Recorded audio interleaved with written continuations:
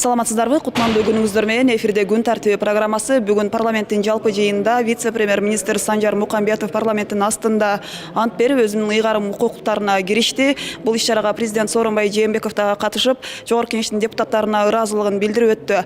Ошондой эле Жогорку Кеңештин күн тартибинде бүгүн бир катар мыйзам долбоорлорду каралды. Алар банктар жөнүндө мыйзам долбоору, салык кодексине, эмгек кодексине өзгөртүү кийирүү, ошондой эле калкты кургагучуктан сактоо тууралуу мыйзам долбоору депутаттар арасында кызуу талкуу жаратты. Деги эле бул социалдык коркунучтуу ооруга күрөш кандай болуп жатат? Бул мыйзам менен абал өзгөрөбү? Бул боюнча депутаттардын пикирин угуп көрсөк. Биз ушул мыйзам долбоорунун өзү жөнүндө кеп салсаңыз, бул ЭЭПке шайкеш келтирүү жөнүндө экен. Деги эле мында текшерилем дегендер, дарыланам дегендер ак төлөп калбайбы бул мыйзам долбоору кабыл алынып калса?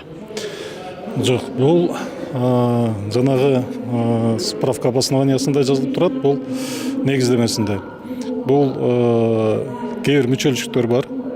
Аткарылбаган мыйзам алынганы менен аткарылбаган жерлери бар. Себеби жана отдельный жилье бериш керек, жашоо турак жайын бериш керек. Ошолор иштейт. Анан жана санаторно-курортное лечение деген жерлери ошолор биз камсыз кылып бере албайбыз. Ошолорду алып коюу, анан ЭЭПтин мыйзамдарына шайкеш келтирүү да негизи. Бирок биздин депутаттар да суроо берип атат. Мына ЭЭП боюнча акыбал кандай? Биздин акыбалыбыз кандай? Анан Россияныкы кандай деп сурашты бүгүнчү. Анан Россияныкы бизге караганда түзүгүрөөк. Ошон үчүн ошолордун мыйзамдарына биз шайкеш келтирүү бул эрте эмеспи деген суроолор болуп атат. Бирок бул ВОЗдун рекомендациясы болуп атат. Всемирная организация здравоохранения бар, алардын рекомендациясы болуп атат. Ошон үчүн булар каршы болгон жок ошого. Ошо бул более мындай жакшы мыйзам долбоор болуп атат. Анан кийин жана мен берген суроо профосмотрларды эми жерлерде тыйын алып коюшат да бир. Ошону тактап койдум. Алар бардыгы бекер, лечениясы бекер, диагностикасы бекер. Ошону бүгүн тактап тиги замминистр да жооп берди. Эл да угуп алды. Эми барган жеринде дарыланып атканда же диагноз коюп атканда ошол алардын өзүнүн укугун билиш керек да. Себеби бул бекер бардыгы деп айтылды. Анан бул азыр биздин дарыгерлер жакшы эле иштешип атат. Мен жаман иштегенден алысмын. Бизде 4 программа бар: туберкулез 1, туберкулез 2, туберкулез 3, туберкулез 4. Булар 10 жылда ушулар иштеди. Алардын жыйынтыгы жакшы эле. Азыр мурдагыдай вспышка жок. Азыр ушу токтото алдык. Эми бирок бир маселе бар. Азырынча биз чет аралык донорлордун каражатына көп иштерди бүтүрүп атабыз. Булар каражатты кечкиле бере бербейт. Убага келгенде алар дагы бизге уже мына кайрылышып атат. Биз акырын аздатабыз. Себеби силер жакшы эле жардам бердик. Эми бул жагына өзүңөр бюджетиңерден карап, ошол тийиштүү каражатты өзүңөр бөлгүлө деген каттар менен кайрылышып атат. Ошого биз даяр болушубуз керек. Сиздин өз карашыңызда ушул туп диспансерлердин абалы бүгүнкү күндө кандай?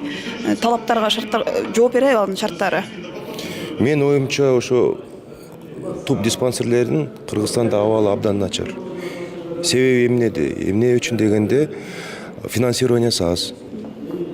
Ошон үчүн жанагындай ремонттор болгон эмес, материально-технический базасы абдан начар, оборудованиясы эски.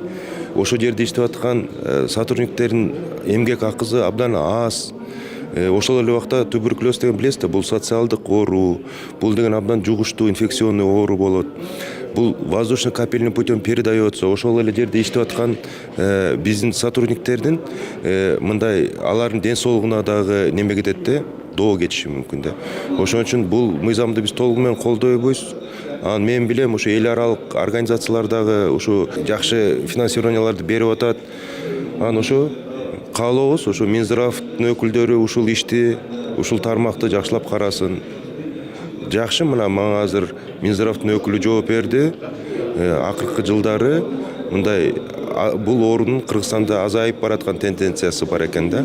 Кенжебек Сатмыкулович, мына калкты кургагучуктан сактоо жөнүндө мыйзам долбоорунда бир катар депутаттар каршы болуп атат. Мында кандай мүчүлүктөр, кемчиликтер бар экен?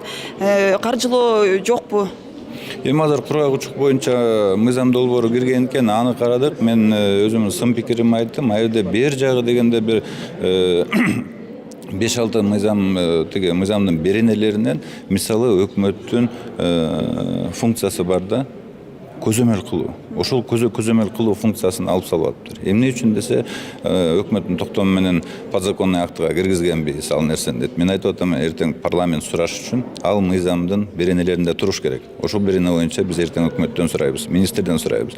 Ошондуктан мен айттым, бул маселелерди кайра оңдоп келүү боюнчачы. Анткени бул боюнча өткүзө берсек, бул мыйзам өтө начар, алсыз болуп калат да.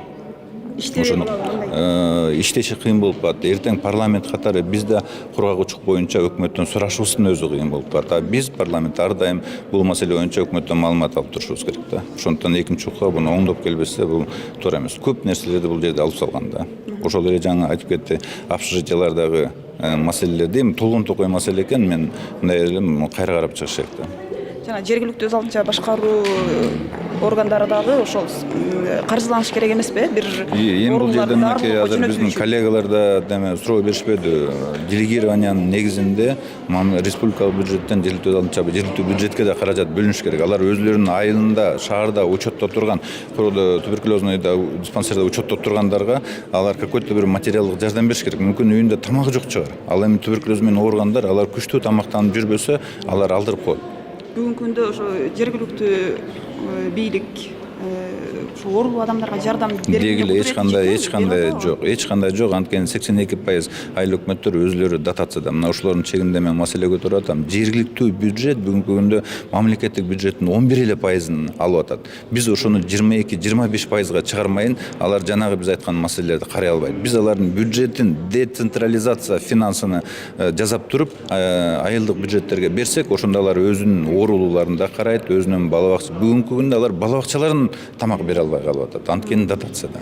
Туберкулез менен ооругандардын 18 жаштан 24 жашка чейинки басымдуу бөлүгү ушул курактагылар экен. Мунун себеби эмнеде болууда? Бул негизинен бизге ошол 18 негизинен Кыргызстанда 20дан 40 жашка чейинки жарандарда туберкулез оорусу көп катталат да. Бул биринчиден жана эмгекке жарамдуу возраст. Экинчиден ушул жаштагы кишилер көбүнчө миграцияга кабылданып атат да. Ички тышкы миграцияны. Анан баягы мигранттардын жашоо шартын билесиңер. Аларга көп жерлерде ажышка тышкы мигранттарга жана медициналык услугаларга доступ жок болуп атат. Анан экинчиден булар эгер ошолордон туберкулөздүн алгачкы белгилери болсо дагы бул медициналык мекемелерге барбайт да. Себеби алар баягы депортация деп коркушат. Ошол себептердин негизинен ушулардын арасында көп кездешип атат. Ушул. Айтсаңыз, мына азыр калк арасында наразылыктар көп болуп атат деген пикирди депутаттар өздөрү дагы айтып өтүштү. Мисалы, флюорографияга барып өтүш үчүн акча алып коет экен. Ошол эле дары-дармектердин жетишсиздиги боюнча наразылыктар бар экен. Буга кандай комментарий бересиз? Дары-дармектер боюнча бизде наразылык жок. Өлкө 100%-га бүткүл туберкулез менен ооруган оорулардын бардыгы дары-дармек менен камсыз кылынган. Анан жанагы флюоробследование бул боюнча кээ да аны баягы флюоро машиналар өздөрү баягы пленка, анан кийин тиги ремонт андай эмне болгондон кичине алар алып аткан бир флюоро обследованияны 20 сомдон. Эми биз аракет кылып атабыз, эгер өкмөт тарабынан ушулар бардыгы каржыланса 100%га ушуларды бекер кылалы деп. Саламатсызбы? Кургагучка каршы күрөш биздин өлкөдө кандай жүрүп атат деп ойлойсуз? Абал жакшырып атабы? Бул аябай оор жугуштуу оору да. Ошон үчүн бул азыркы мыйзам долбоор абдан маанилүү. Мына талкууда көрсөттү. Мына мен ойлойм, бул жаңы баягы сунуштар чындыгында Кыргызстанда эки теп күчтүү бюджет. И бул маселе боюнча биз каржылоо маселесин эки республикалык бюджет менен жергиликтүү бюджеттин сөзсүз болушу зарыл. Мына бул да айтылды. Өзгөчө финанс каржы министрлигине дагы ушул көптөгөн поручение берилди сөзсүз. Анткени биз бул кургагучулук оорусуна көптөгөн профилактика катары чаралар көрүш керек. Алар сөзсүз жакшы мындай татыктуу сөзсүз каржылуу болушу зарыл деген маселе. Андан кийин баягы профилактика маселеси чындыгында бул ооруну алдын алуу алганы туура болот. чем вот кийин баягы буну айыктырганы.